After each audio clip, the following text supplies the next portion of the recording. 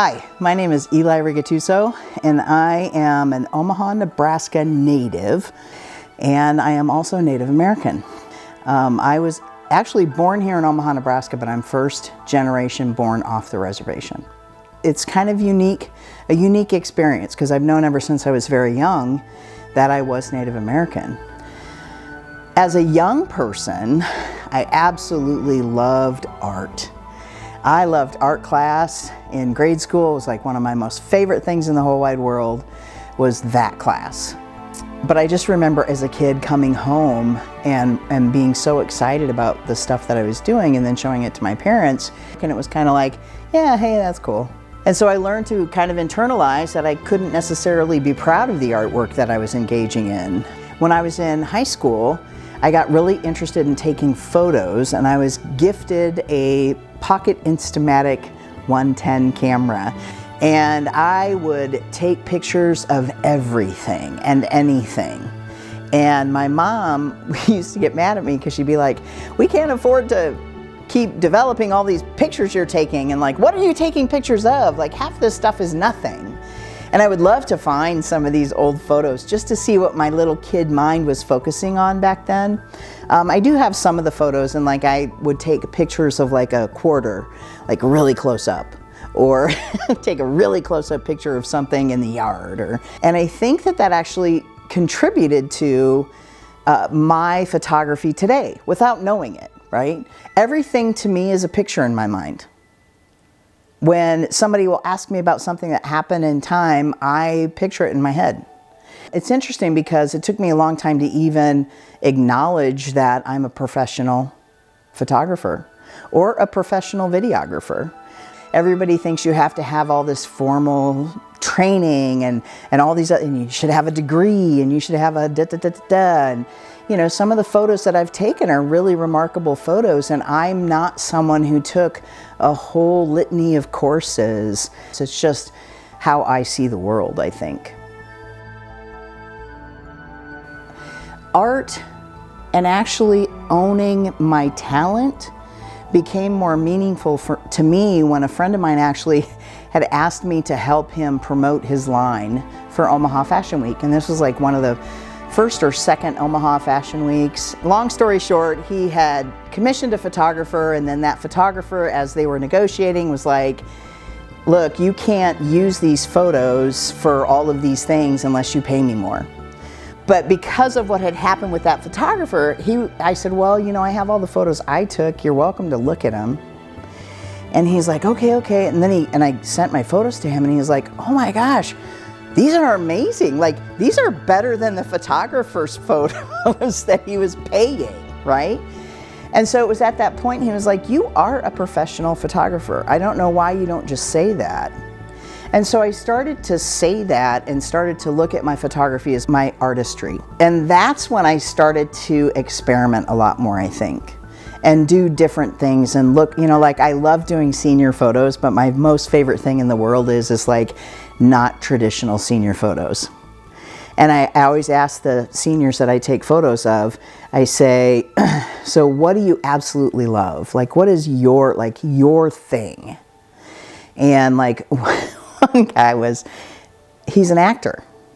And he says to me, you know what I would love is I would love to have a picture of me on a romance novel, you know, because he had really long hair.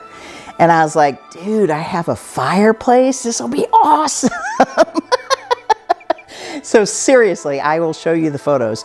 I took pictures of him like with a fluffy fur pillow and like all these, you know, like a bottle of fake champagne, like grape juice that looked like a champagne bottle. And it literally looks like the cover of a romance novel. So anyway, I mean, I love to find the unique, right? And focus on that. And maybe it's because my whole life I've been unique, and it wasn't until I owned that I felt confident in what I was doing and what I was sharing. And it didn't matter whether or not other people liked it. I loved it. You know, I'll tell you, like I said, I am born here, raised here, was only gone for like kind of a blip in time because I'm actually almost 56 years old. I was born in 1965, first generation born off the reservation. And it wasn't until I came out as transgender, which was 5 years ago. It always chokes me up a little bit to say that, because it wasn't until I came out as trans and started to really research what that meant and what that especially meant to me that I started to uncover the impacts of trauma in my life and the ways in which my not being able to truly embrace and acknowledge the indigenous in me, and then finding out how much had actually been taken away from me as a result of my not being raised on the reservation. Now, I have family members who were born on the reservation and raised on the reservation. And if you met us side by side, there is really no difference, right? Other than the fact that one of us was raised on the res and one of us was not. So I started to kind of unpack a lot of that. If you're someone who believes that you're an artist, the best way to express your artistry is to go within. And a lot of artists will tell you that that's where their art really comes from.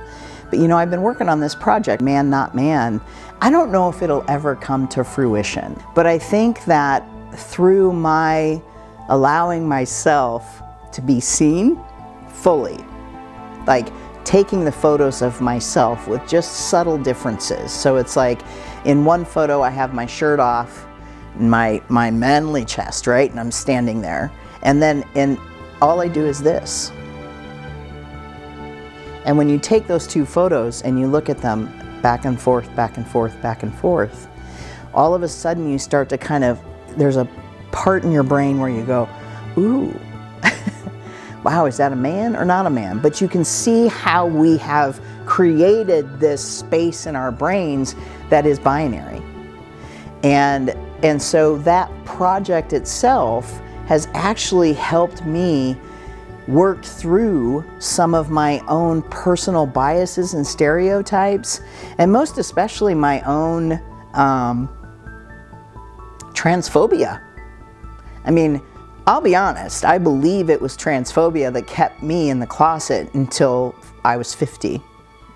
And I understand through a lot of my research now, I know why. Because what we see in the media, what we read on, you know, there's stories, there's movies, there's documentaries, there are all these things that actually make trans folks the butt of the joke, that make fun of us, right? And so this is all that people are seeing and hearing, and now that that's starting to shift and we're starting to see more things that are more like show us with some depth, show trans folks and non-binary folks and gender non-conforming folks to be very serious, accomplished people. Like, that's why I created Speaking of Happy. That's why I allow myself to explore different artistry, so that I'm continually asking myself the question, what do these things mean to me first? And then with the hopes of, if one day it does come to fruition, that it actually teaches people to look deeper within themselves as well. So I believe that art is an incredible thing for people to engage in, not just as a creator, but as a consumer. So I think it's something that should be more centered and more centrally focused, and not something where we have government officials saying, we need to get rid of arts and humanity, we need to cut, you know, we need to cut these things out of the budget. I think we should be pouring more into those things, and they should be a central focus. So I appreciate the fact that you're doing this project and that you're sharing what queer folks in Omaha believe about art.